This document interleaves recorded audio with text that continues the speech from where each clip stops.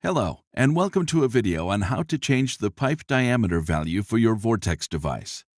So your first step after downloading the Tek Bluetooth app is to input the following ID number: a 2 followed by 9 zeros, and then a 7. Afterward, inputting the verification code 341234. Now you have to select the device which you are trying to edit the parameter for. Having selected the device, you will now find yourself on the Device tab. Your next step is to press on the Settings tab.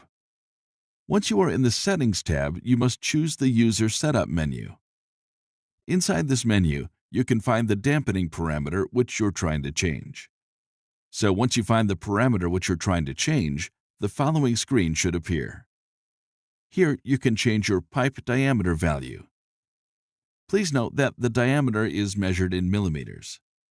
For the sake of this video, we changed the value to 25 millimeters. Having done this, we can save our changes by pressing the Save button on the top right and then closing the application. We appreciate your patronage and hope to speak with you soon. If you still have any questions, please feel free to contact us at the following.